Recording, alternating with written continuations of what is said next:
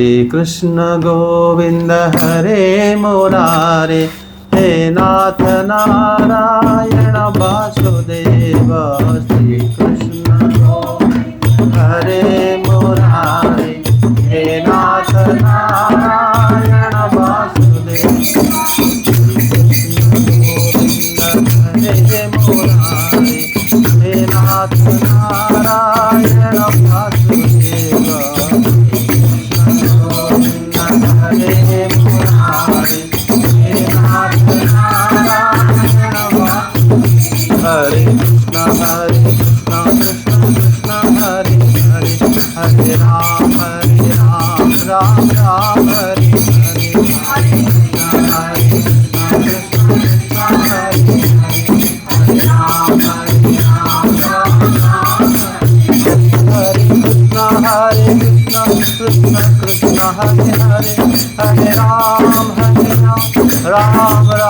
हरे हरे। हरे कृष्ण कृष्ण हरे हरे, हरे राम राम राम हरे कृष्ण कृष्ण कृष्ण हरे हरे, हरे राम राम राम हरे हरे। हरे कृष्ण कृष्ण हरे हरे, हरे राम राम राम हरे हरे। हरे राम राम राम हरे हरे। हरे कृष्णा कृष्ण कृष्ण हरे हरे, हरे राम राम राम हरे हरे। हरे कृष्णा कृष्ण हरे हरे, हरे राम राम राम हरे हरे। हरे कृष्णा कृष्ण कृष्ण हरे हरे, हरे राम राम राम हरे हरे। हरे कृष्णा कृष्ण कृष्ण हरे हरे, हरे राम राम राम हरे हरे। हरे कृष्णा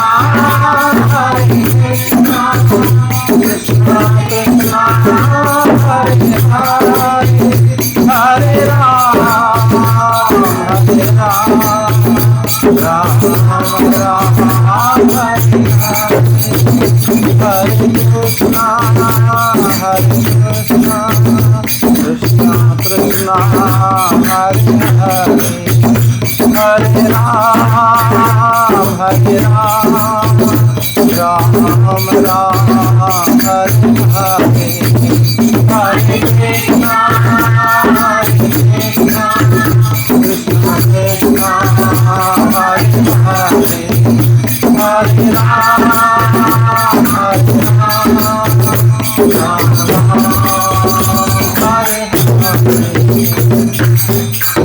जय हरिनाम संकीर्तन की जय।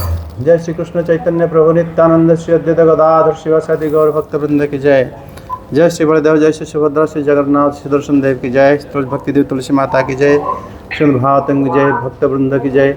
वृंदावन धाम की जय। जय जय श्री राधे श्याम। जय जगन्नाथ। श्रीमद् भागवतम तृतीय स्कंद 30वां अध्याय, शरीर आदि में आसक्त पुरुष की अधोगति का वर्णन। श्री कपिलवाच।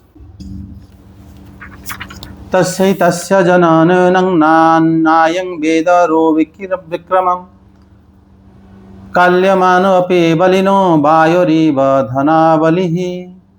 यं यमर्थमुपादते दुःखेन सुखहेतवे, तं तं धुनोति भगवान् पुमान् शोचति यत्कृते।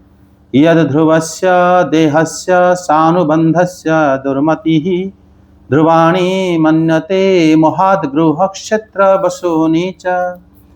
जन्तुर्वै भव एतस्मिन्यां यां योनिमनुव्रजेत्, तस्यां तस्यां स लभेत् निवृत्तिं च विराज्यते। अनुवाद।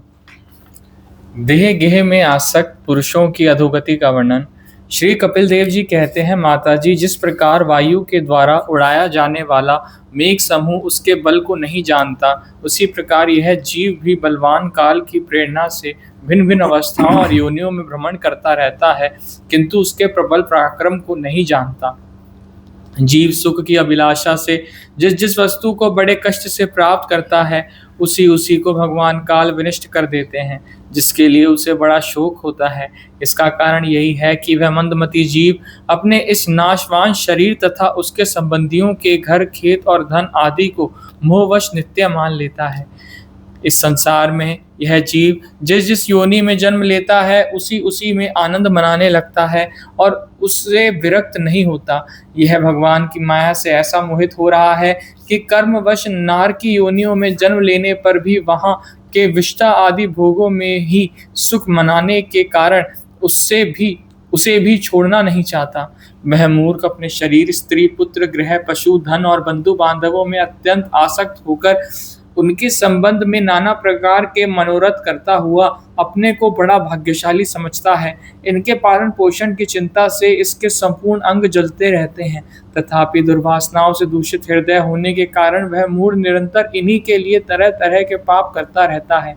उल्टा स्त्रियों के द्वारा एकांत में संभोग आदि के समय प्रदर्शित किए हुए कपटपूर्ण प्रेम में तथा बालकों की मीठी मीठी बातों में मन और इंद्रियों के फंस जाने से गृहस्थ पुरुष घर के दुख प्रदान कपटपूर्ण कर्मों में लिप्त हो जाता है। उस समय बहुत सावधानी करने पर यदि उसे किसी दुख का प्रतिकार करने में सफलता मिल जाती है, तो उसे ही वह सुख सा मान लेता है। जहां तहां से भयंकर हिंसा वृत्ति के द्वारा धन संचय कर यह ऐसे लोगों का पोषण करता है जिनके पोषण से नरक में जाता है। स्वयं तो उनके खाने पीने से बचे हुए अन्न को ही खाकर रहता है। बार बार प्रयत्न करने पर भी जब इसकी कोई जीविका नहीं चलती, तो यह लोभवश अधीर हो जाने से दूसरे के धन की इच्छा करने लगता है। जब मंदभाग्य के कारण इसका कोई प्रयत्न नहीं चलता और यह मंदबुद्धि धनहीन होकर कुटुंब के भरण पोषण में असमर्थ हो जाता है, तब अत्यंत दीन और चिंतातुर होकर लंबी लंबी सांसें छोड़ने लगता है। इसे अपने पालन पोषण में असमर्थ देखकर वे स्त्री पुत्र आदि इसका पहले के समान आदर नहीं करते। जैसे कृपण किसान बूढ़े बैल की उपेक्षा कर देते हैं, फिर भी इसे वैराग्य नहीं होता। जिन्हें उसने स्वयं पाला था, वे ही अब उसका पालन करते हैं। वृद्ध अवस्था के कारण इसका रूप बिगड़ जाता है, शरीर रोगी हो जाता है, अग्नि मंद पड़ जाती है, भोजन और पुरुषार्थ दोनों ही कम हो जाते हैं। वह मरणोन्मुख होकर घर में पड़ा रहता है और कुत्ते की भांति स्त्री पुत्र आदि के अपमान पूर्वक दिए हुए टुकड़े खाकर जीवन निर्वाह करता है। मतलब इसमें जो श्री भगवान ने अज्ञानता और वैराग्य दोनों बताए हैं। पहले उन्होंने श्री भगवान यहाँ पर 11-12 श्लोक तो अज्ञानता को तो पहले बताया है। अज्ञानता कैसे जीव को घेर लेता है, सबसे बड़ी बात है उन्होंने बताया है। जैसे बादल को वायु इधर उधर ले लेता है और जहाँ बारिश होता है, मतलब जहाँ जरूरत है जहाँ तहाँ वो इधर उधर चला जाता है। जिस तरह वायु द्वारा उड़ाकर ले जाने वाले मेघ समूह वायु के बल को नहीं जानते हैं। यहाँ पर श्री भगवान कहते हैं, वायो धना बलि ही इव अयं जनः काल्य मानोपि बलिनः यश और विक्रम न वेदा। वो नहीं जानता कि वायु जैसे बादल को लेके चला जाता है, उसी तरह काल के द्वारा प्रेरित होकर जीव जो है विभिन्न योनि चला जाता है, किंतु बलवान काल को नहीं जान पाता। कैसे जानोगे? अभी देखो हम लोग यहाँ पर भागवत में चर्चा कर रहे हैं। हमारा कितना उम्र हो गया, आपका कितना उम्र हो गया, आपका कितना उम्र हो गया। ये जो समय सीमा हम बिता दिए इस दुनिया में, हम क्या कर रहे थे? और ये समय जब ऐसा समय आया जिस समय हम अभी चर्चा कर रहे हैं कि वास्तव में काल देखो कैसे प्रबल होके हमें ले गया, पता ही नहीं चला। और श्री भगवान आगे बता रहे हैं कि यहाँ पर पुरुष क्या करता है, सुख प्राप्ति के लिए जिस जिस वस्तु को बड़े कष्ट से प्राप्त करता है, काल उसी वस्तु को नष्ट कर देता है। बड़े कष्ट से जो वस्तु तुमने लिया, अभी तो पैसा कमाने लगे हैं, फिर एक एक वस्तु तुम जोड़ोगे। जैसे पिता माता देखो, पहले घर में बनाए और तुम्हें मतलब तुम छोटे से बड़े करे, सब जिन्स लाए, सब सामान लाए, वो धीरे धीरे क्या होता है, हमारा ग्रोथ होने के साथ साथ भी नष्ट होता जाता है कि नहीं, तो रहता नहीं है। उनके पिता माता से और उनके पिता माता से अगर देखोगे तो पता चल जाएगा कि जितना कष्ट करके हम सब वस्तु को लेते हैं, वो वस्तु काल हमसे छीन लेता है। काल सबसे बड़ा चिंता है हमारा मृत्यु समय में। जब समय मृत्यु का आ जाता है, उससे पहले तुम जो करना है कर लो, कि तुम्हें रेडी रहना चाहिए जाने के लिए, समझे। छीन लिया, लेकिन छीन तो लिया, लेकिन तुम जाओगे कहाँ? फिर उसी के लिए कहते हैं कि हमें पता भी नहीं चलता कि अनेक हम अपनी कर्म, हमारा हिसाब ऑलरेडी हो रहा है, हो चुका है, समय हो गया, निकल जाओ, एक दूसरा जन्म में तुम्हें डाल देंगे। पुण्य अगर करा होगा तो वो फिर उस जन्म में मिल जाएगा, अगर हम पाप करे होंगे उस जन्म में दंड मिलेगा। तो यहाँ पर श्री भगवान आगे बताते हैं इसका कारण क्या है। इसका कारण है अज्ञानी जीव ये अपने शरीर को असंबंध गृह क्षेत्र इसको अपना मान लेता है, इसलिए प्रॉब्लम फंसता है। मोह कहाँ से आता है? जब जिस घर में हम जन्म लिए उसी घर को हम अपना माने और वो संबंधी को अपना माने और हमारे वस्तु को अपना माने, शरीर को अपना माने, मान के तो काम करते हैं और कैसे करेंगे। लेकिन ये अज्ञानता है, हम ये सब है नहीं कुछ भी। जिसे शरीर को छोड़ के हम कहीं सोने चले जाते हैं, उसी तरह शरीर को छोड़ के हम दूसरे घर भी चले जाते हैं। अगर ये शरीर हमारा है नहीं, लेकिन हमारा मानने के कारण जीव जो है इस प्रकार अज्ञानता है, इसी से ही वो क्या करता है ना, अन्य जन्म के लिए अपने आप को प्रस्तुत कर मुक्त नहीं हो पाता। इस संसार में जीव जिस जिस योनि में जन्म प्राप्त करता है उसी उसी योनि का आनंद का अनुभव करता है। जीव का स्वभाव तो है आनंदमय और उसमें कष्ट भी आता है, और कष्ट से बच के आनंद लेने की कोशिश करता है। अगर बाहर गर्मी होता है तो हम कुछ छाया के नीचे चले जाते हैं ठंड पाने के लिए, है ना। घर बनाते हैं, पैसा इकट्ठा करके हम अपने आराम की वस्तु, मतलब हम इसमें आराम आनंद पाने के लिए हम कोशिश करते रहते हैं, लेकिन उसमें कभी विरक्त नहीं होते हैं। हम उसको कभी ये नहीं कहते बहुत हो गया, अभी एक जैसे ही नहीं कर सकते, कुछ नया ट्राई करना चाहिए। ऐसा क्यों ना हो जाए कि हम कोई भी वस्तु की जरूरत ना पड़े। ऐसा क्यों ना हो जाए कि हम अपना हर वस्तु के लिए हम क्या करते हैं, बहुत मेहनत करते हैं। ऐसा क्यों ना हो कि हम कोई भी वस्तु की आवश्यकता नहीं दुनिया में, कोई हमें भयभीत नहीं कर सकता, मैं तो अमर हूं, ये भाव हमारे अंदर नहीं आता, वो वैराग्य नहीं आता और विरक्त नहीं होता। संसार के अंदर रहते हुए भी डेली देखो, सुबह उठ के हमारा हर काम आहार के लिए चला जाता है, क्या खाएंगे। जिसके पास है, जिसके पास नहीं है, दोनों लोग खाने के लिए तरसते हैं। हम ये लाएंगे वो लाएंगे तो ज्यादा स्वाद आएगा, ये तो बहुत दिन हो गया हम खा रहे हैं, वो नहीं खाएंगे वो खाएंगे, ये सब चिंता चलता है। उसके लिए इतने मार्केट खोला है, जाओ तुम अपना लेके आओ, पैसे कमाने के लिए जाओ, ऑफिस जाओ, कपड़े क्या पहनेंगे, कहाँ रहेंगे। जो जो वस्तु हम कोशिश करते हैं वो वस्तु हमें जरूरत नहीं है, वो हमारा स्वभाव से भिन्न है। इसी वजह से ही हम इस शरीर में बंधन में पड़ जाते हैं।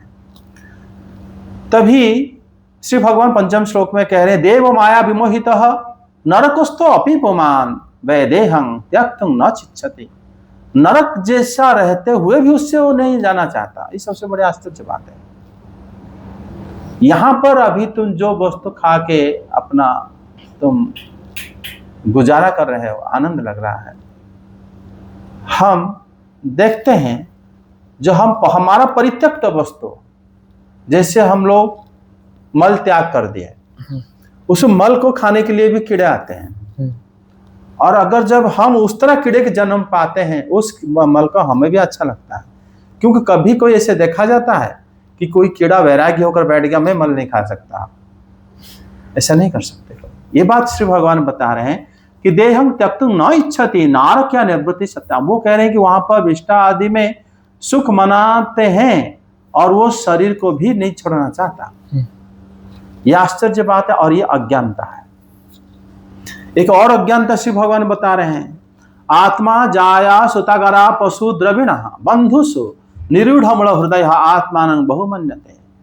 वो अपना शरीर, पत्नी, पुत्र, गृह, पशु, धन संपत्ति, बंधुओं में अत्यंत आसक्त होने के कारण वो क्या करता है ना, अपना सारा मनोरथ को करता हुआ अत्यंत अपने आप को बड़े भाग्यवान समझता है।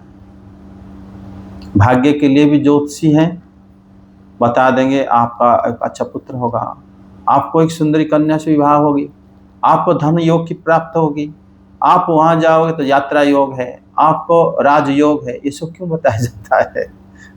चिंता करके देखो, वो भाग्य, आपका भाग्य बहुत उत्तम है, बहुत उत्तम भाग्य से आप जन्म हुए, उसका क्या अर्थ रह जाता है? अगर हमारा समलो शरीर ही नहीं है, हम आत्मा है और हम ये जगत को शरीर प्राप्त है मुक्त होने के लिए, लेकिन अगर हमें सब प्रकार की वस्तु में ये सब जो अपना पत्नी, पुत्र, गृह, पशु, धन, संपत्ति, जब सब जगह में हमें आसक्त होने के कारण अनेक प्रकार की जो हम अपने आप को भाग्यवान मानते हैं कि हम बड़े भाग्यशाली हैं, ये भी एक प्रकार की अज्ञानता है। जबकि ये मतलब वॉइड नहीं है, ऐसा नहीं है कि ये होता नहीं है, ये होता है, ठीक है ना। ज्योतिष विद्या में ये इसका प्राप्ति का विधान है और हम भी कहते हैं ये ग्रह पूजा कर लो, हाँ, ये अंगूठी पहन लो और इस प्रकार तुम्हें धन प्राप्त होगा, तो कभी बीमार नहीं होगे, ऐसा हो गए।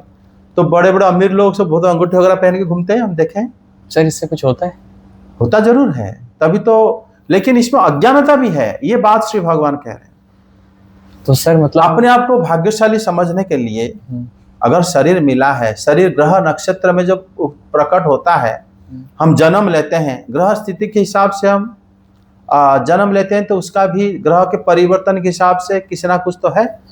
हम दान पुण्य जो देते हैं, हम उस दान को इसलिए देते हैं हमें मिलेगा, और उसका क्या लक्षण है? अगर आप अमीर रहना चाहते हो हर जन्म में, सबसे बेस्ट तरीका है कुछ ना कुछ दान अच्छे आदमी को देते रहो, उसका कई गुना मिलता रहेगा। वो अमीर मतलब वो हमेशा भोग चाहता है, लेकिन ये भी अज्ञानता है। किसी जन्म में अगर आपको, इस जन्म में मान लो आपको ज्ञान है, अपने अच्छा आदमी को दान दे दिया, लेकिन अगर अगले जन्म में धन तो आ गया और सारा धन मिला एक साथ, सब मतलब मूल समेत मिल गया, सो ब्याज के साथ, लेकिन अगर आप कृपण हो गए तो फिर वो साइकिल बंद हो जाएगा। उसके बाद वाले जन्म में फिर दरिद्र होकर रहोगे, फिर उसके बाद। इसीलिए श्री भगवान कह रहे हैं इसको अज्ञानता है, ये ज्ञानवान का लक्षण नहीं है। इसमें कहते हैं कि इन सब, फिर भगवान फिर एक और अज्ञानता 7वें श्लोक में बता रहे हैं कि ऐसा मुह्य नाधिना संदेह मान सर्वांग दुराशय। हम जब सबके लालन पालन पोषण करते हैं, उसकी चिंता में हम क्या करते हैं, संतप्त भी रहते हैं। जैसे आप अपनी बच्चे की तबीयत खराब हो गया, या आप मान लो किसी को, जैसे आपके पति की तबीयत खराब हो गया, आप चिंतित रह के अपना सुध बुध भी भूल गए, और अपना मान लो आपका समय आ गया जाने का। उस समय क्या हुआ ना, आप अपना दूसरों की चिंता में ही, क्योंकि हम लोग ना, ये अज्ञानता है। इसका मतलब ये नहीं कि हम उनको इग्नोर करें, या वो भले वो बीमार हो, हम कुछ करना नहीं, मैं तो भाई अपना, मैं तो ठीक हूं, ये भी गलत है। क्योंकि सुखदेव गोस्वामी पाद कहते हैं, पर दुखे दुखी ही भक्त होता है। जिसको दूसरों को दुख में दुख लगता है, कोई परिचय नहीं है आपका, उसके साथ कोई रिश्ता नहीं है, लेकिन आप जैसे सुने आपको, लेकिन काफी दुख लगा, इसका मतलब सुखदेव गोस्वामी पाद कहते हैं 8वें स्कंद में कि आप भगवान की पूजा कर लिया, नहीं तो आपके मन में दुख क्यों आया। आप दुखी क्यों हुए? पर दुख में दुखी जो होता है अपने आप भगवत पूजा आराधना कर लेता है। और देखो हमारे भारत में ये गुण समझ लगभग बहुत लोगों के अंदर है। दूसरों के बारे में सुन के वो दुखी हो जाते हैं। जब दुख सुनते हैं दुखी हो जाते हैं। वो मंदिर ना गए हुए भगवान की पूजा कर लेते हैं। भगवत आराधना उस समय हो जाता है, क्योंकि हम दूसरों के दुख में दुखी हो गए। भगवान अंतरात्मा है, सर्वत्र है। और यहाँ पर माने श्री भगवान लेकिन दूसरी बात कह रहे हैं, जो आसक्त की बात कह रहे हैं। वो कह रहे हैं कि जो मूढ़ पुरुष क्या करता है ना, लालन पाषण पोषण के लिए चिंतित रह के सारा अंग संतप्त रहता है, फिर भी दुर्वासना के हृदय में दूषित रहने के कारण मूर्ख मनुष्य उन सबों के लिए सदा पाप कर्म करता रहता है। वासना हृदय में है, लालन पोषण करना है, वासना है हम मन में, तो फिर हम क्या करते हैं? पाप करते हैं। पाप कहां से करते हैं? पाप क्यों करते हैं? पाप शब्द का अर्थ कई अर्थ आता है शास्त्र में। पाप जब हम कोई भी धन को जो अर्जन करते हैं, अगर हम सबको उनको बांटे नहीं, जिनको जरूरत है या धन का सबका अधिकार है, जब हम नहीं देते, हम कहते हैं खुद ही भोगता है, पाप ले लिया हो, उनका हिस्से का ले लिया, पाप हो गया। प्रारब्ध के हिसाब से जो मिला वो हमारा है, लेकिन उसके ऊपर भी दूसरों का अधिकार रहता है। जब वो अधिकार रहता है, अगर हम उनको नहीं दिए, पाप हो गया। पहली बात तो आप बड़े हुए, पिता माता को धन का अधिकारी है, देवता जिनसे आप सांस लिया, जिस देवता के ऊपर, पृथ्वी के ऊपर आपने पैर रख के चला, जिस जल को पी के बड़ा हुआ, जिस अन्न को आपने खाया, वो सब का ऋण चढ़ा आपके ऊपर, उनको भी देना पड़ेगा। जिस गुरु से शिक्षा लिए उनको वो भी देना पड़ेगा। जब हम देव ऋण, पितृ ऋण, गुरु ऋण, ये सब आचार्य ऋण जब हम नहीं दे पाते, हम 100 रुपये लाए और संपूर्ण ले लिए, तो पाप हो गया। तो इसमें क्या होता है ना, वो तब आदमी करता है जो उसका फैमिली में आसक्त ज्यादा होता है, वो दान धर्म भूल जाता है। वो सोचता है कि मैं दूंगा फिर मेरे पास बचेगा क्या, मैं कैसे रहूंगा। ये भूल जाता है कि ये देना अगर नहीं देंगे तो हम पाप को लेके अगले जन्म और बुरा हाल होगा। तो इसीलिए जितना भी प्राप्य है, जैसे राजा रंतिदेव, आप नवम स्कंद हम पाठ करेंगे, वो जितना मिलता था वो पहले वो दान कर देते थे, उसके बाद उसको ग्रहण करते जब बचा। इस प्रकार तो ये अज्ञानता है। उसके आगे वो कहते हैं कि असतीनाम स्त्रीणाम रहोरोचितया माया कलभाषिणम शिशुनाम। उल्टा स्त्री के द्वारा एकांत संभोग आदि समय प्रदर्शित किए गए कपटपूर्ण प्रेम में तथा मीठी बात करने वाले बालों को जो बातों में मन इंद्रियां फंस जाने के कारण मनुष्य जो होता है गृहस्थ में बहुत कपटमय कर्म में लिप्त हो जाता है। उस समय सावधानी करने पर भी किसी दुख का प्रतिकार करने में यदि सफलता मिल भी जाती है तो वो सुख के समान मान ही लेता है। वो क्या करता है ना, अज्ञानी जीव जो है, यहाँ पर जो उसका जो अंतःकरण उसका दूषित रहता है, इस बारे में बताते हुए यहाँ पर मनश्री भगवान बता रहे हैं कि जो उल्टा स्त्री संभोग आदि काल में जो कपटपूर्ण प्रेम प्रदर्शन करता है, उसमें क्या करता है ना, अज्ञानी मनुष्य जो है उस इंद्रियों में उसका मन फंस जाता है। जैसे वो स्त्री संभोग तो अकेले में किया जाता है, अकेले में जो स्त्री संभोग करते हैं कपटपूर्ण क्यों, उल्टा क्यों? क्योंकि वास्तव में कलयुग में हो चाहे सारे युग में हो, स्त्री संग योगी लोग करते थे। सब विवाह करें, वो संतान के लिए ही स्त्री संग करते थे, प्राप्ति के लिए। संतान क्यों? कि हम अगर प्रजावृद्धि करेंगे तो इस जगत का कल्याण होगा, ये उद्देश्य रहता था। और वो संतान प्राप्ति के लिए जिस प्रकार स्त्री संग करते हैं, अगर संतान प्राप्त हो जाता है फिर वो क्या करते हैं ना, ऋतु स्नान के 3-4 दिन बिता देते थे। उसके बाद एकादशी और त्रयोदशी तिथि को वर्जन करके जितना दिन बचा उसी दिन में एक ही बार संभोग करते थे, और उसी में जो स्त्री जब गर्भ धारण करते थे फिर 1 साल तक स्त्री संभोग नहीं करते थे। फिर जब उत्पन्न होता था उसके जात कर्म संस्कार, फिर इसकी शिक्षा दीक्षा में लगा के फिर उस प्रकार गृहस्थ, अगर उनको पुत्र फिर चाहिए फिर अगले बार फिर स्त्री संभोग से करते थे, ऐसा उनका होता था। तो ऐसा गृहस्थ आजकल नहीं है।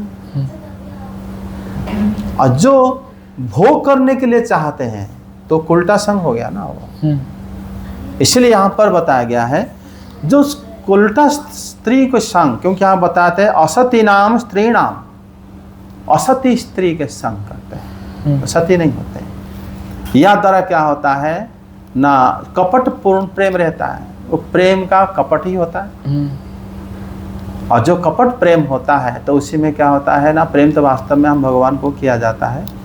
और वो जो ऋषि लोग जब भी विवाह करते हैं और जो ज़्यादा भगवत आराधना करते हैं वो लोग इसमें घी डालते, उसमें क्या होता है ना, स्त्री संभोग करेंगे कैसे, नहीं कर सकते। अगर ज़्यादा जो भगवत चर्चा करे वो करेगा, तो इसीलिए वो लोग पुत्र उत्पन्न करने के लिए पहले तपस्या करते थे और भगवान से वरदान मांगते थे, तब उसी क्षण के लिए वो स्त्री संग कर पाते थे, नहीं तो नहीं कर पाते। और तभी वो बात जब आप देखोगे जो नीचे से उठा उसमें ऐसा ही, तो उसके जो छोटे बच्चों की जो तोतली बोली उसमें भी गृहस्थ जो है बातें करके उसमें उनका मन को क्या करता है ना, फंसा देता है और बहुत कपटमय कर्म में लिप्त हो जाता है। अब सावधानी करने पर भी वो किसी दुख से जब निवृत्ति पाना चाहता है, कोशिश करता है, जब निवृत्ति हो जाता है उसी को सुख मान लेता है।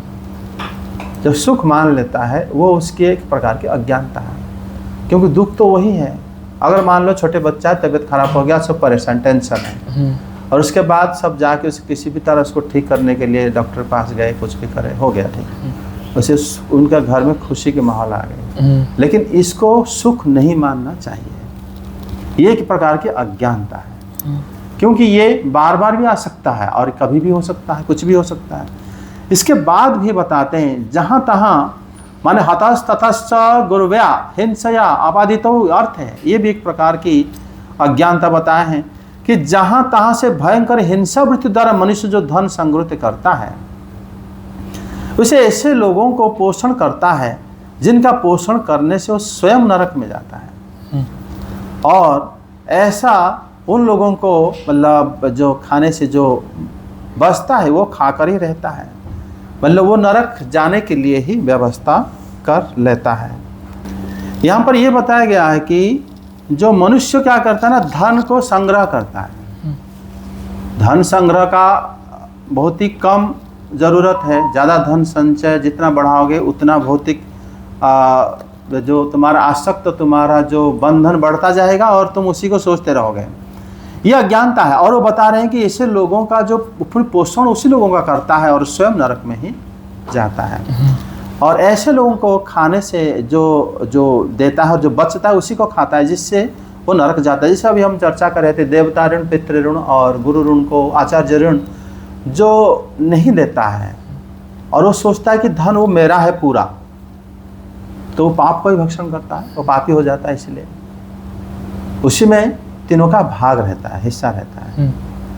और उसी को जब हम नहीं देते तो इसी प्रकार के आना नरक को ही जाता है। बारंबार जब प्रारंभ करने पर ही मनुष्य का जीविका जब नहीं चल पाती, वो क्या करता है, फिर धीरे धीरे वो दूसरों की संपत्ति पाने की इच्छा व्यक्त करता है। ये बात श्लोक 11 में भगवान कहते हैं, वार्तया लुप्यमाना यम पुनः पुनः आरब्ध है। जब बहुत बार कोशिश करता है और उसका जीविका नहीं चला पाती तो असमर्थ होकर लोभ से निःस्व लोभाभिभूतः, वो लोभ के अभिभूत होकर परार्थ स्पृहाम कुरुते, वो दूसरों के अर्थ को, पैसा को पाने के लिए कोशिश करता है। मंद भाग्य हो वृथोद्यम, वो उसका भाग्य मंद होने के कारण, मंद भाग्य क्यों, अगर भाग्य उत्तम होता तो धनहीन होकर भी वो दान को या अपने धर्म को कभी नहीं छोड़ता, लेकिन वो सब नहीं कर पाने के कारण मंद भाग्य निश्चित रूप से है। वृथोद्यम कुटुंब भरणा कल्पः मूढ़धीः, ऐसे मनुष्य क्या ना भाग्यमंद होता है और सारा प्रयास व्यर्थ हो जाता है। ऐसे अज्ञानी धनहीन होकर परिवार को चलाने में असमर्थ हो जाता है। ऐसी स्थिति है और ऐसी स्थिति में दीन और चिंतित होकर लंबी लंबी सांस लेने लगता है। मतलब ये श्री भगवान एक साधारण व्यक्ति की जो दिनचर्या को बताते हैं। अगर हम जैसे अभी हम कह रहे थे, चर्चा कर रहे थे कि धनहीन नहीं होता किसको, जो दानी है उसका कभी धन का कमी नहीं पड़ता। क्यों? जो देते हैं, अगर गलत आदमी को भी दे दिया कुछ तो मिलेगा। 100 रुपये दिया तो 50 रुपये तो मिल ही जाएगा। अगर नॉर्मल आदमी को दिया 100 दिया तो 100 मिलेगा। अच्छे आदमी को दिया 100 मिला, 100 दिया तो 1000 मिलेगा। और मतलब सही लोगों को दिया तो लाख करोड़ रुपये मिलेगा। मतलब कि दान से प्रतिदान होता रहता है। और जो कृपण है, जो बिल्कुल किसी को कुछ नहीं देना चाहता, खुद यहाँ पर जो शुरू से श्री भगवान बोले, तभी उसको क्या धन के अभाव प्राप्त हो जाता है। जब धन अभाव होता है तो फिर उसका बुद्धि भी काम नहीं करता, उसी से और पाप करने के लिए कोशिश करता है, दूसरों के धन हड़पने की कोशिश करता है, नया नया योजना बनाता है। जो बड़े बड़े कंपनी लोग हो, जनरली हर कोई भी जहाँ पर देखता है कि पैसा बचा सकता है बचा लेता है। कोई क्यों किसी को दान देना चाहेगा, कोई किसी को देना क्यों चाहेगा? पहली बात तो इससे क्या होता है, धनहीन होकर जो असमर्थ हो जाता है, मतलब उसके बाद श्लोक 13 में कहते हैं, जो कि किनसा गोचरम एवं स्वभरणा कल्पम तम तत्काल त्रादया। जैसे कृपण व्यक्ति बूढ़े बैल को आदर नहीं करता और अपने भरण पोषण में असमर्थ उसे देखकर, उसी तरह वो आदमी को, बूढ़े आदमी को अपनी पत्नी पुत्र आदि उसको पहले जैसे आदर नहीं करते। यहाँ से वैराग्य सृष्टि होता है आदमी में। श्लोक 14 से देख लो अनुवाद। तत्राप्यजत निर्वेद भ्रियमाणः स्वयं भूतैः जरयोपात वैरूप्यः मरणाभिमुख गृहे अस्त्यवम्योत्पन्यस्तं गृहपाल इवाहरन् अमयाभ्य प्रचितां ग्निलप्याहारो अल्पचेष्टितः शयानः परिशोचब्धिः परिवितः स्वबन्धुभिः वचमानोऽपि न वृत्ते कालपाशवसङ्गतः एवं कुटुम्बभरणे वाप्तृतात्मा जितेन्द्रियः म्रियते रुदनं श्वान मुरुवेदना अस्थधिः यमदुतयो तदा प्राप्तौ भीमौ शराभिषैक्षणैः सदृष्ट्यास्तत्र हृदयः सकृन्मूत्र विमुच्यन्ति यातना देहावृत्य पाशैर्बद्ध्वा गले बलात् नयतो दीर्घमाध्वनं दण्ड्यं राज्यभटायतः। अनुवाद। फिर भी इसे वैराग्य नहीं होता। जिन्हें उसने स्वयं पाला था वे ही अब उसका पालन करते हैं। वृद्धावस्था के कारण इसका रूप बिगड़ जाता है, शरीर रोगी हो जाता है, अग्नि मंद पड़ जाती है, भोजन और पुरुषार्थ दोनों ही कम हो जाते हैं। वे मरोन्मुख होकर घर में पड़ा रहता है और कुत्ते की भांति स्त्री पुत्र आदि के अपमान पूर्वक दिए हुए टुकड़े खाकर जीवन निर्वाह करता है। मृत्यु का समय निकट आने पर वायु के उत्क्रमण से इसकी पुतलियां चढ़ जाती हैं, श्वास प्रश्वास की नलिकाएं कफ से रुक जाती हैं, खांसने और सांस लेने में भी इसे बड़ा कष्ट होता है तथा कफ बढ़ जाने के कारण कंठ में गुरगुराहट होने लगती है। यह अपने शोकातुर बंधु बांधवों से घिरा हुआ पड़ा रहता है और मृत्यु पाश में के वशीभूत हो जाने से उनके बुलाने पर भी नहीं बोल सकता। इस प्रकार जो मूढ़ पुरुष इंद्रियों को ना जीतकर निरंतर कुटुंब पोषण में ही लगा रहता है, वह रोते हुए स्वजनों के बीच अत्यंत वेदना से अचेत होकर मृत्यु को प्राप्त होता है। वह इस अवसर पर उसे लेने के लिए अति भयंकर और रोषयुक्त नेत्रों वाले जो 2 यमदूत आते हैं, उन्हें देखकर वह भय के कारण मलमूत्र कर देता है। वह यमदूत उसे यातना देह में डाल देते हैं और फिर जिस प्रकार सिपाही किसी अपराधी को ले जाते हैं, उसी प्रकार उसके गले में रस्सी बांधकर बलात् यमलोक की लंबी यात्रा में उसे ले जाते हैं। उनकी घुड़कियों से उसका हृदय फटने और शरीर कांपने लगता है। मार्ग में उसे कुत्ते नोचते हैं। उस समय अपने पापों को याद करके वह व्याकुल हो उठता है। भूख प्यास उसे बेचैन कर देती है तथा घाम दावनल और लुओं से वह तप जाता है। ऐसी अवस्था में जल और विश्राम स्थान से रहित उस तप्त बालू काम्य मार्ग में जब उसे एक पग आगे बढ़ने की भी शक्ति नहीं रहती, यमदूत उसकी पीठ पर कोड़े बरसाते हैं। तब बड़े कष्ट से उसे चलना ही पड़ता है। वह जहाँ तहाँ थक कर गिर जाता है, मूर्छा आ जाती है, चेतना आने पर फिर उठता है। इस प्रकार अति दुख में अंधेरे मार्ग से अत्यंत क्रूर यमदूत उसे शीघ्रता से यमपुरी को ले जाते हैं। यमलोक का मार्ग 99,000 योजन है। इतने लंबे मार्ग को 2 ही 3 मुहूर्तों में तय करके वह नरक में तरह तरह की यातनाएं भोगता है। वहाँ उसके शरीर को धधकती लकड़ियों आदि के बीच में डालकर जलाया जाता है। कहीं स्वयं और दूसरों के द्वारा काट काट कर उसे अपना ही मांस खिलाया जाता है। यमपुरी के कुत्तों अथवा गिद्धों द्वारा जीते जी उसकी आंतें खींची जाती हैं। सांप, बिच्छू और डांस आदि डसने वाले तथा डंक मारने वाले जीवों से शरीर को पीड़ा पहुंचाई जाती है। शरीर को काटकर टुकड़े टुकड़े किया जाते हैं। उसे हाथियों से चिरवाया जाता है, पर्वत शिखरों से गिराया जाता है अथवा जल या गड्ढे में डालकर बंद कर दिया जाता है। ये नरक यातना है सब। हाँ, और 4-5 श्लोक ये सब यातनाएं तथा इसी प्रकार तामिश्र, अंधतामिश्र और रौरव आदि नरकों की और भी अनेकों यंत्रणाएं स्त्री हो या पुरुष उस जीव को पारस्परिक संसर्ग से होने वाले पाप के कारण भोगनी ही पड़ती है। माताजी, कुछ लोगों का कहना है कि स्वर्ग और नरक तो इसी लोक में है, क्योंकि जो नारकी यातनाएं हैं वे यहाँ भी देखी जाती हैं। इस प्रकार अनेक कष्ट भोगकर अपने कुटुंब का ही पालन करने वाला अथवा केवल अपना ही पेट भरने वाला पुरुष उन कुटुंब और शरीर दोनों को यहीं छोड़कर मरने के बाद अपने किए हुए पापों का ऐसा फल भोगता है। अपने इस शरीर को यहीं छोड़कर प्राणियों से द्रोह करके एकत्रित किए हुए पाप रूप पाथे को साथ लेकर वह अकेला ही नरक में जाता है। मनुष्य अपने कुटुंब का पेट पालने में जो अन्याय करता है उसका दैव विहित कुफल वह नरक में जाकर भोगता है। उस समय वह ऐसा व्याकुल होता है मानो उसका सर्वस्व लुट गया हो। जो पुरुष निरी पाप की कमाई से ही अपने परिवार का पालन करने में व्यस्त रहता है वह अंधतामिश्र नरक में जाता है, जो नरकों में चरम सीमा का कष्टप्रद स्थान है। मनुष्य जन्म मिलने के पूर्व जितनी भी यातनाएं हैं तथा शूकर कुकर आदि योनियों के जितने कष्ट हैं उन सबको क्रम से भोगकर शुद्ध हो जाने पर वह फिर मनुष्य योनि में जन्म लेता है। मनुष्य जन्म फिर उसको प्राप्त हो जाता है। कौन सा श्लोक है तुम्हारा? सर हो गया 34। इति श्रीमद्भागवते महापुराणे परमहंसा संहितायां तृतीय स्कंदे कपिलोपाख्याने कर्म विपाक नाम 30वां अध्याय। यह देखो, जब श्री भगवान यहाँ पर बताते हैं ऐसा उसका रहकर जैसे वो परिवार को भरण पोषण करते हुए, तो वो कितना मृत्यु समय आ जाता है। जब मृत्यु समय आ जाता है तब तक उसको वैराग्य नहीं आता, तो क्या करेगा? क्या जो बूढ़े आदमी हो गया वो अपने घर छोड़ के कहाँ जाएं? इतने हालत में कैसे खाएं? क्या करें? यही हम सोचते हैं। शास्त्र का सोचने का तरीका अलग है।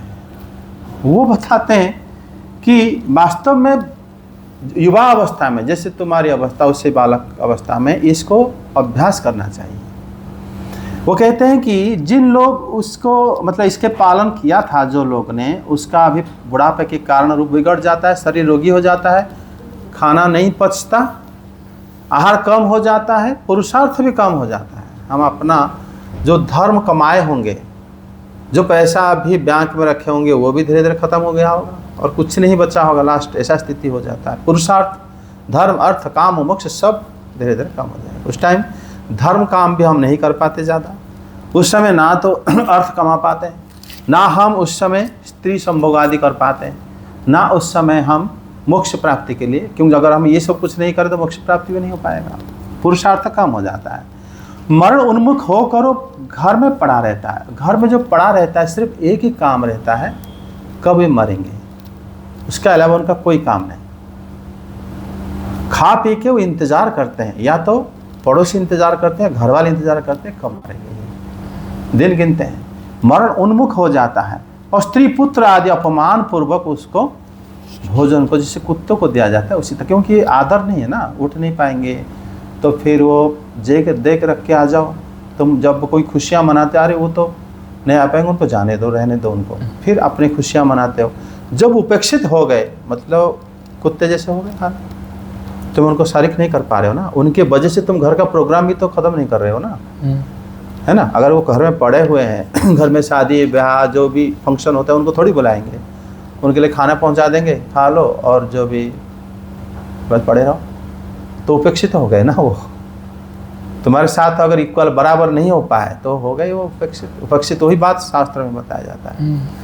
तो उसमें क्या होता है शोक संतप्त बंधु बांधव भी आते हैं कि बीमार पड़े हैं आईसीयू में आए, तो लोग आ जाते हैं छुट्टी लेके, चलो देख लो ऐसे, तो उसमें बुलाने पर आ जाते हैं। और मृत्यु के पास में वो देखते देखते, वो तो कुछ बोल नहीं पाते, और देखते देखते क्या होता है ना, अज्ञानी पुरुष अपनी इंद्रियों के बस में किए बिना ही परिवार में भरण पोषण कर लगा रहता था, और ऐसे ही रोते हुए ही उस स्वजनों को अत्यधिक मतलब देखकर वेदना मतलब काफ़ी तड़प आती है, और इस तरह वो और डर के मारे यमदूत भी आ जाते हैं तो मल मूत्र त्याग कर देता है।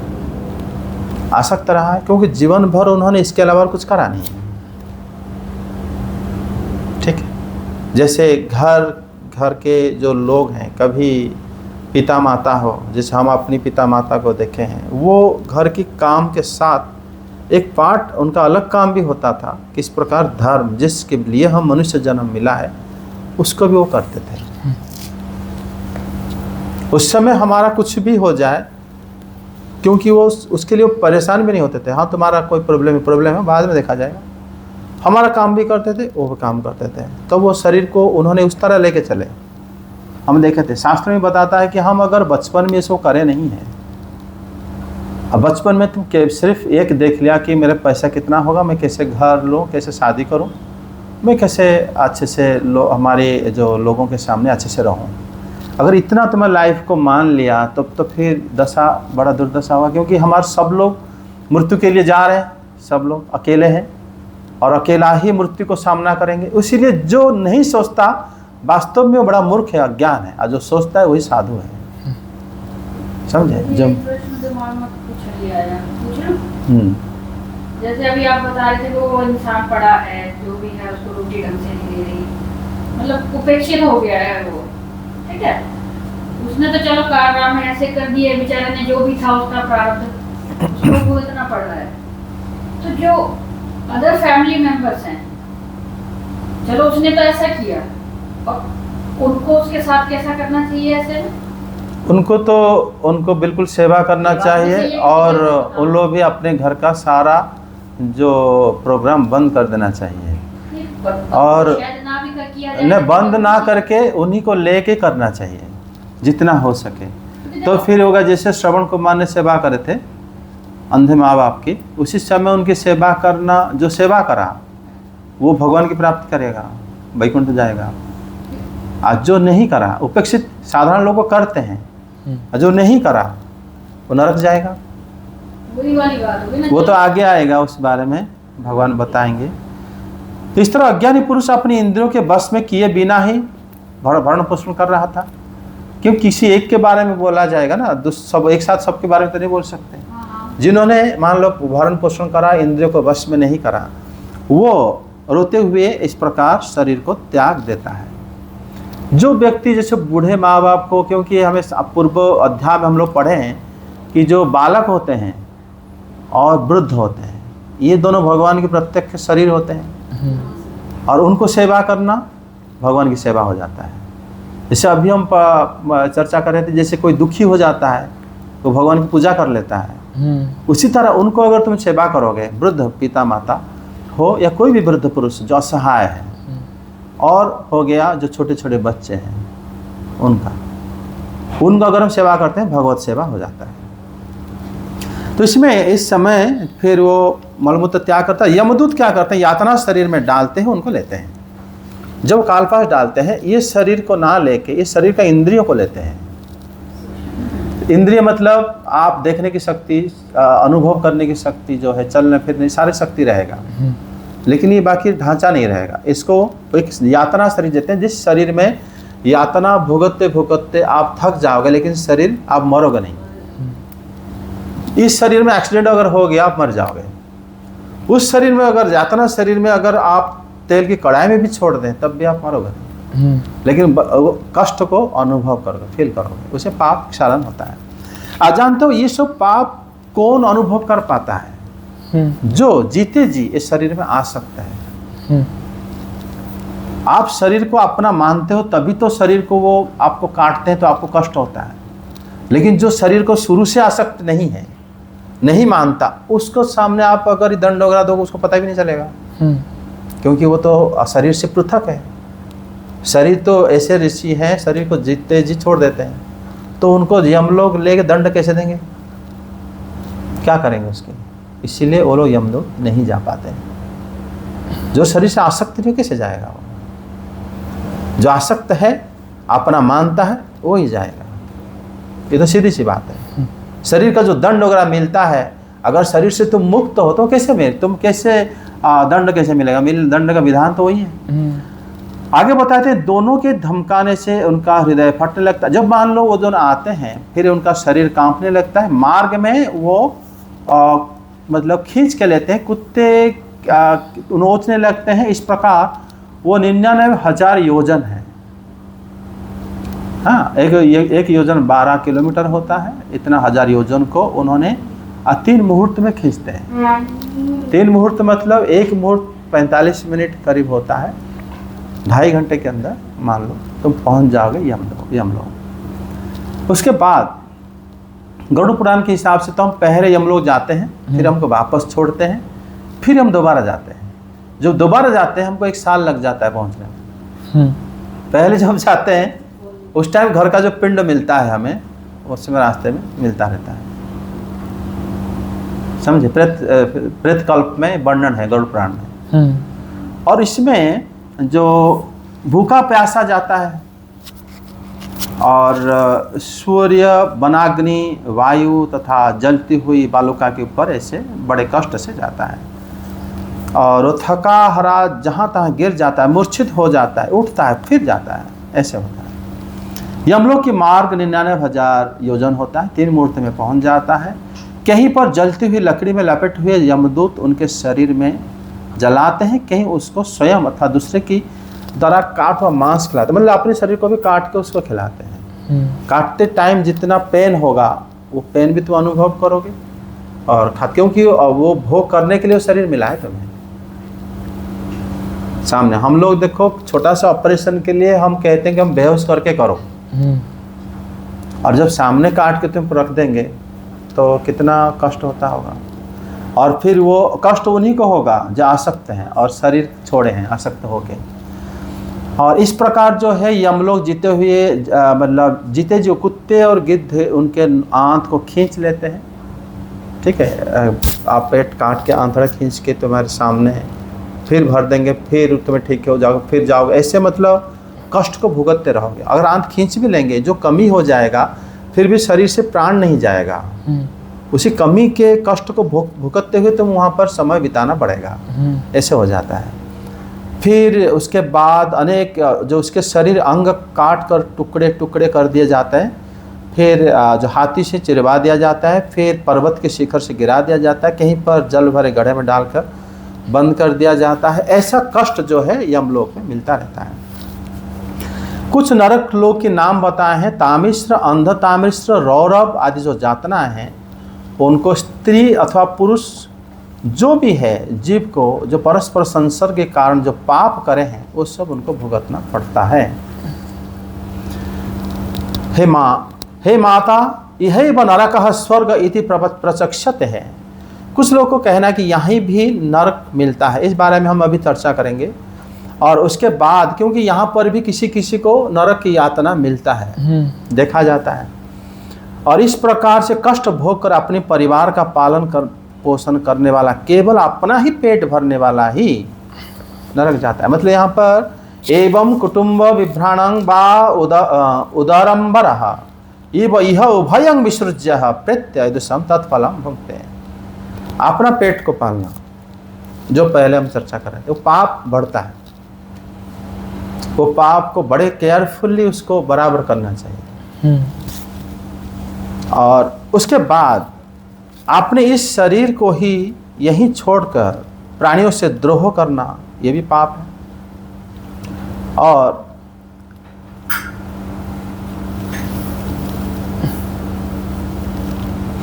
मनुष्य अपने परिवार का पालन करने वाले जो पाप करता है, उसका दैव द्वारा प्रदत्त फल वो नरक में जाकर भुगतता है। और इस प्रकार जो है, उसने जो पुरुष केवल पाप ही कमाई किया है, परिवार में पालन में लगा रहता है, वो अंधता मिश्र नामक नरक में जाता है। वो सभी नरक अत्यंत कष्टप्रद होता है। और यह मनुष्य लोक में नीचे जितने भी नरक हैं और वो जितने भी नारक योनियां हैं, उन सब को भोगने के पश्चात जब अंतःकरण शुद्ध होता है, तब फिर वो मनुष्य जन्म लेता है। ब्रह्म पुराण में इसके ऊपर थोड़ा सा जो इसके पंचम स्कंद में भी है, दूसरे पुराणों में भी वर्णन है। ब्रह्म पुराण से कुछ यहाँ पर है जो मैं बताना चाहता हूँ। श्री व्यास देव मुनियों को कह रहे हैं कि जब ये जो हमारा जो शरीर में, मान लो कोई स्वयं सशस्त्र है, तुम्हारे पास अस्त्र है, शत्रुता से हो या धन के लिए किसी शस्त्रहीन निरस्त्र जिसके पास कुछ नहीं है, आप उसने पुरुष को हत्या कर दिया। आपके पास शस्त्र है, कुछ एग्जाम्पल है इसमें। आपके पास शस्त्र है जिससे आप धन लेना चाहते, उसके पास शस्त्र नहीं है, आपने हत्या कर दिया हत्या करके उससे धन ले लिया। तो मरने के बाद यमदंड उसको मिलता है, वो दंड पंचम स्कंद में वर्णन है। लेकिन उसके बाद क्या होता है, क्योंकि जैसे बताया गया ना कि इस लोक में भी मतलब अनेक पाप योनि भ्रमण करने के बाद फिर मनुष्य जन्म मिलता है। ऐसा व्यक्ति पहले गधा की जन्म मिलता है उसको। वो ऐसा गधा होता है जो 2 साल के अंदर कोई उसको शस्त्र के द्वारा मार देता है। वो गधा जी, जो इस तरह करके गधा जन्म मिला है। पहले तो दंड मिलेगा उसको यमलोक में, दंड मिलने के बाद फिर वो गधा होता है। गधा होने के बाद फिर 2 साल के अंदर मर जाता है। फिर वो एक मृग का हिरण के शरीर मिलता है जिसको 1 साल के अंदर कोई व्याध तीर द्वारा मार देता है। फिर वो मछली होकर जन्म लेता है, जिसको कि कोई व्याध जाल में पकड़ा जाता है, कहीं जाके कट जाता है, भोजन बन जाता है किसी का। 4 महीने बाद फिर शिकारी उसको फिर कभी वो कुत्ता का जन्म भी होता है। फिर इस प्रकार 5 साल शेर के जन्म भी मिलता है उसको, शेर बनता है, बाघ बनता है। फिर उसके बाद फिर उसको मनुष्य शरीर मिलता है। पहले तो यमलोक में जो दंड है उसका तो हिसाब अलग है। उसके बाद भी आप जितने पशु योनि देख रहे हो वो सब नरक योनि है।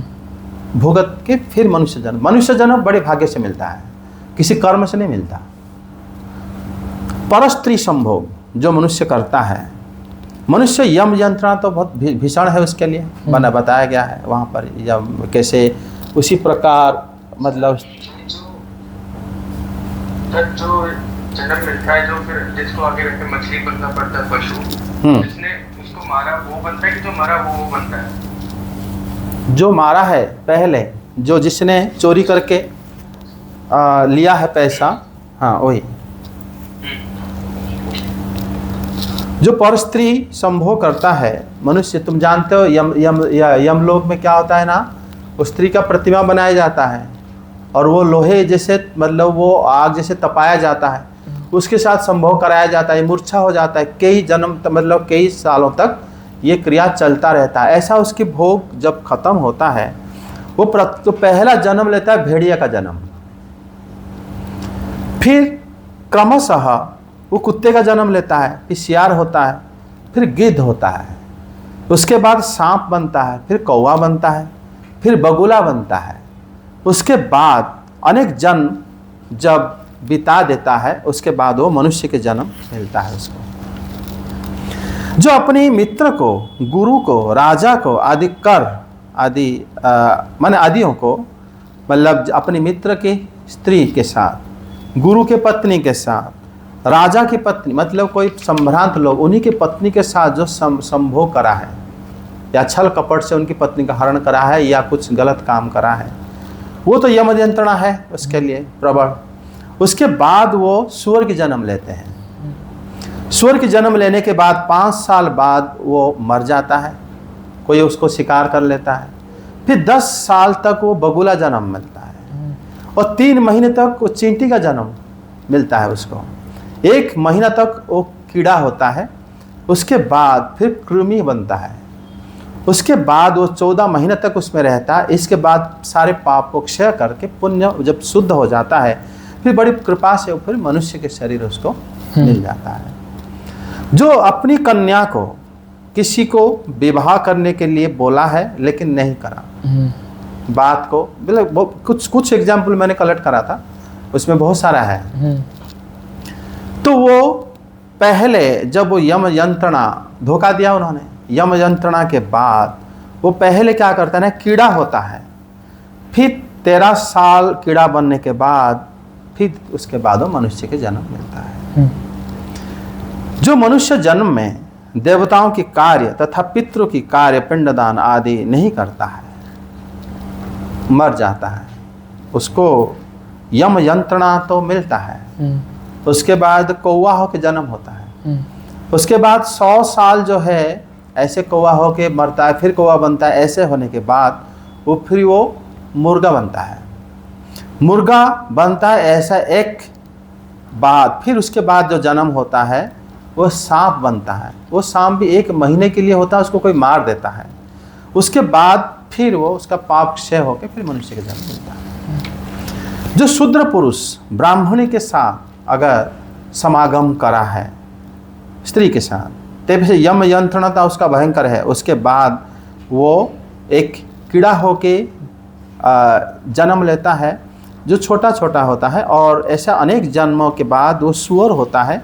उसके बाद वो सूअर जो है उसको बीमारी हो जाता है, वो बीमारी से सूअर मरता है। वो मरने के बाद फिर वो कुत्ते की जन्म होता है, फिर बीमारी कुत्ता जो है मरने के बाद फिर पाप उसका क्षय हो जाता है।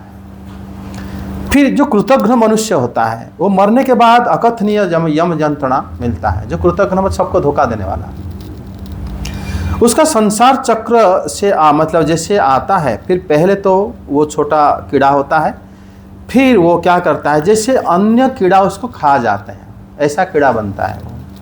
15 साल ऐसे बिताने के बाद फिर वो जब मनुष्य के गर्भ में आता है, फिर गर्भ के अंदर भी वो मर जाता है।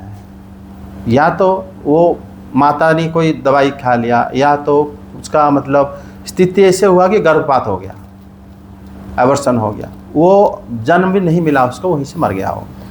ऐसे असंख्य बार ऐसे होता है उसको, क्योंकि वो कृतज्ञ था। और ऐसे कष्ट भोगने के बाद धीरे धीरे उसके जब फिर पशु के शरीर आता है, पक्षी के शरीर धारण करके पाप को क्षय करता है, फिर जाके वो कछुआ बनता है। कहाँ पे? पानी में। उसके बाद फिर उसका पाप क्षय होता है, फिर मनुष्य जन्म मिलता है। अगर मान लो कोई दही चोरी करता है, छोटे मोटे चोरी का वो मतलब बनता है, फ्रॉग बनता है, मेढक। और जो मान लो कोई फल चोरी करता है वो चींटी बनता है। जो मान लो पानी चोर कर देता है वो कौवा बनता है।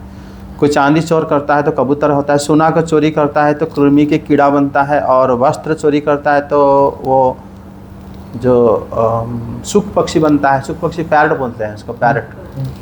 और जो मतलब सूती का वस्त्र चोरी करता है क्रौंच पक्षी बनता है, पंछी। और जो रेशमी वस्त्र चोरी करता है वो मतलब क्या बोलते हैं उसको, एक प्रकार की चूहा होता है वाइट कलर का, वो उस टाइप का खरगोश टाइप का बनता है। और जो आटा चोरी करता है वो मयूर। और अंगराग जो चोरी करता है वो बनता है जो एक प्रकार की जीव होता है, वो चूहे जैसा होता है लेकिन बड़ा बदबूदार होता है। सर एक बार चोरी करता है एक बार एक ही बार से। हाँ। और जो जितने बार कराएगा उतने बार बढ़ जाएगा। घी जो चोरी करता है कौवा के होता है। जो नमक चोरी करता है वो झिंगुर होता है। और जो मान लो ये सब, अगर ये सब स्त्रियां करा है तो इस तरह अगर करता है, मतलब उसके पति अगर धर्म पालन करते हुए भी उनका स्त्रियों को सारे पाप भुगतना पड़ता है। ऐसा नहीं है कि पति देव, एक बार चोरी करने से भी दंड मिलता है। हाँ एक बार के लिए सब दंड है, 2 बार के लिए नहीं, 2 बार तो बढ़ जाएगा। उसके बाद ऐसे अग्नि पुराण में थोड़ा बताया, अगर मान लो कोई स्त्रियां अगर अपने पतिदेव धार्मिक है फिर भी उनको दंड मिल ही जाता है, क्योंकि वो पाप जो होता है ना कोई भाग नहीं लेता पाप का, पुण्य का ले लेते हैं। पाप करा है खुद को ले, वो अपने लिए तुमने कर लिया। और जो अग्नि पुराण के हिसाब से अग्निदेव जो है मुनियों को बता रहे हैं कि जो ब्रह्म हत्यारा है वो यमदंड के बाद जो ब्राह्मण को हत्या करते हैं वो मृग, फिर कुत्ते की जन्म, फिर सूअर की, फिर ऊंट की जन्म मिलता है। उसके बाद फिर मनुष्य जन्म मिलता है, लेकिन उसी जन्म में उनको कैंसर होता है, फिर उसमें वो मर जाते हैं। इस तरह धीरे धीरे वो अपना पाप को शुद्ध करते हैं। तो सर यहाँ पे जो ब्राह्मणों का बोला गया है, तो ब्राह्मण तो वो थे जो ब्रह्म को जानते हैं। हाँ उसी प्रकार। वास्तविक रूप में ब्राह्मण की तो जाति से हुआ था। नहीं, जो ब्राह्मण है जो ब्रह्म को जानता है, ऐसे को जो हत्या कर लेता है तो उनको जो अंतिम जन्म में उनको कैंसर मनुष्य जन्म मिलता है, जिससे वो कई बार जन्म लेने के बाद फिर अपना शुद्ध होते हैं। और जो मान लो जो शराब पीता है वो व्यक्ति जो है पहले गधा, पहले तो यंत्रणा के बाद गधा होता है, फिर कभी कभी उन्हें उसके बाद वो चांडाल के जन्म मिलता है, मतलब नीचे जात में। और उसके बाद म्लेच्छ होता है जो बकरी को खाते हैं, उसको म्लेच्छ कहते हैं। चांडाल होता है जो लोग कुत्ते को खाते हैं। और ऐसा जन्म लेने के बाद वो फिर जब मनुष्य जन्म होते हैं फिर उनके दांत काला होकर जन्म होते हैं, ताकि उनको पता चलता है कि वो इसी जन्म में उनका पाप पूरा क्षय नहीं होता, फिर उस जन्म में फिर धीरे धीरे क्षय होता है। वो चिन्ह लेके जन्म होते हैं। और जैसे जो सोना को चोरी करते हैं तो वो लोग मतलब पहले कीड़े मक्खी वगैरह पतंग वगैरह ऐसे जन्म लेने के बाद फिर मनुष्य होते हैं। लेकिन उन लोगों का जो नाखून है वो खराब रहता है, नाखून अच्छा नहीं रहता, तो उससे पता चलता है किसी जन्म का पाप उनका वो लोग का अभिक्षालन हो रहा है, पूरा शुद्ध नहीं हुए वो लोग। वो जो सोना चोरी करने वाले का वैसे होता है। जो गुरु पत्नी को हरण करते हैं तो उसमें क्या होता है, पहले वो लोग तृण लता आदि हो जाते हैं घास पे, उसके बाद ये सब मुक्त होने के बाद पहले यमयंत्रणा पाते हैं, उसके बाद स्थावर जन्म में चले जाते हैं। फिर जब वो मनुष्य जब मिलता है उनका जन्म, उसमें क्योंकि देखो बहुत पुराण में क्या करें ना, वो सब अलग अलग जाकर पहले तो यहाँ वर्णन है कि दंड क्या मिलता है, उसके बाद जन्म होता है कौन से जन्म मिलेगा, उसके बाद मनुष्य जन्म मिलेगा, मिलने के बाद क्या मिलेगा वो भी वर्णन है कि उन लोगों का क्या ना चमड़ा जो है स्किन अच्छा नहीं होता, तो स्किन अच्छा नहीं होने से क्या होता है, दुर्गंध आदि आता है, दूषित होता है। उससे पता चलता है किसी जन्म में उन्होंने गुरु पत्नी का हरण करा था, उस पाप को उनका क्षालन हो रहा है। ये सब चिन्ह लेकर मनुष्य जो जन्म होता है। और ऐसे कोई मान लो किसी का मान लो कविता हो या किसी का राइटिंग कोई चोरी कर लिया, चोरी करके किसी जगह में प्रकाशित अपने नाम पे कर दिया, ऐसा भी होता है। कविता चोर भी होते हैं। वो लोग जो गूंगा होकर जन्म होते हैं, उनका जो जब मनुष्य जन्म मिलता है पहले दंड वगैरह मिल जाता है तो उनका मुंह नहीं खुलता। उसके बाद धन धान्य जो चोरे होते हैं वो अधिक मतलब अंग लेकर जन्म होते हैं। जो मतलब किसी का मतलब खाना चोरी कर लिया, किसी अनाज चोरी करने लिया, तो वो लोग जो है अधिक अंग, 5 जगह 6 उंगली है, 2 हाथ 3 हाथ हो गया, इस तरह होके उनका अधिक अंग से जन्म लेते हैं। और जो लोग झूठ झाट बोल के मतलब बातों के इधर उधर करके सब बोलते हैं, वो लोग का मुंह से बदबू निकलता है जब मनुष्य जन्म होते हैं। तो इससे क्या होता है ना, कुछ पाप जो है मतलब यहाँ पर श्री भगवान बता रहे हैं, ये सब क्यों हम पाठ कर रहे हैं ये समझना जरूरी है। हम पाठ इसलिए कर रहे हैं, जानते हैं इसलिए पुराण से, कि हम अपना जिंदगी को, अपना जीवन को अलग तरीके से आसक्तहीन होकर बिताना चाहिए। अगर मृत्यु समय आपने सब जान लिया, मान लो आपने इस प्रकार आपका जीवन बीत रहा है, मृत्यु से पहले अगर आसक्तहीन हो गए और शरीर के प्रति आसक्त ना हो के प्रभु को स्मरण करके शरीर छोड़ दिया तो सब माफ हो गया आपका। लेकिन जो पाप को लेके मरता है तो इस प्रकार दंड उसके लिए विधान है। जय जगन्नाथ, हरि बोल। हाँ, इसका मतलब तो सर फिर हम सभी मतलब ये कुछ ना कुछ तो निश्चित रूप से। इसीलिए क्या करना चाहिए, इसीलिए इस जन्म में हम किसी भी तरह अनासक्त होकर, भागवत में प्रति आसक्त होकर, हरि नाम लेकर ही शरीर को पूरा करना चाहिए। अब मृत्यु समय से खास करके किसी के प्रति आसक्त नहीं होना चाहिए, समझे? क्योंकि वही हमें अब दूसरा जन्म देता है। मतलब जब प्रैक्टिस तो अभी से करनी पड़ेगी तो हाँ, अभी से। फिर भगवान याद आते हैं। हाँ, और सर जैसे मतलब हमें बताया जाता है कि सभी दुखों से हम भगवान के नाम से, भगवान की कथा श्रवण से बच सकते हैं, सभी दुखों से बच सकते हैं। लेकिन सर हम जैसे भगवान का नाम करते हैं और कथा श्रवण करते हैं, लेकिन सर वो लोग भी, हमें ऐसा दिखता है कि वो भी दुख में है। तो सर उस चीज़ को कैसे समझें हम? कौन दुख में है? जो सर भगवान के नाम का कीर्तन भी कर रहे हैं, श्रवण भी कर रहे हैं, पर वो भी हमें लगता है कि नहीं, इसमें क्या कहा गया है कि हम खुद नाम कीर्तन श्रवण आदि करके सबके दुख में दुखी होकर सबके प्रति कोशिश करना, सबके दुख में दुखी रहना चाहिए। तो फिर हम ऐसे ही जीवन बिताना। कौन क्या बाकी कर रहा है उसमें चिंता, शास्त्रों के ऊपर चिंता करो ना। नहीं सर, हमें अगर आनंद नहीं आ रहा हरि नाम करके, फिर और दोबारा सुनो, जरूर उसी में आएगा।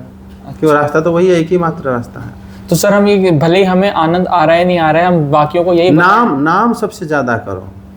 नाम में पूरा शक्ति है भगवान के। नहीं सर, जैसे हम अब जैसे विज्ञान की बात हो गई कि हमने अनुभव नहीं किया है, लेकिन हमें किसी ने ज्ञान दे दिया है कि इससे होगा। तो क्या सर हमें भी बिना विज्ञान प्राप्त करे, अनुभव प्राप्त करे, लोगों को ये बताना चाहिए? हमने पहले तो खुद इसको अनुभव जरूर करना चाहिए। क्यों नहीं होगा, हम क्यों बताएंगे दूसरों को? नहीं सर, मतलब कि हम परेशान हैं और हम देख रहे हैं सामने वाले ही परेशान है, तो हमें लगता है कि हमें जो पहले हम क्या करना चाहिए, खुद भगवान के नाम में शरण लेकर दुख मुक्त होना चाहिए। पहले दुख मुक्त होना चाहिए। हाँ, निश्चित रूप से। और फिर तभी जाके हम लोग ये, नहीं तो फिर हम मिथ्यावादी नहीं हो जाएंगे। हाँ, वही तो दिक्कत है। तुम प्रचार करने के लिए किसने कहा? पहले तो खुद हरि नाम सबसे ज्यादा लो। नाम कार्य बहुधा निज सर्वशक्ति। भगवान के नाम में सब सारे शक्ति हैं, बहुत अधिक शक्ति भगवान के साथ बराबर है। भगवान के नाम उसको अधिक से अधिक लो, फिर जाके धीरे धीरे सब संदेह दूर हो जाएगा। जय जगन्नाथ।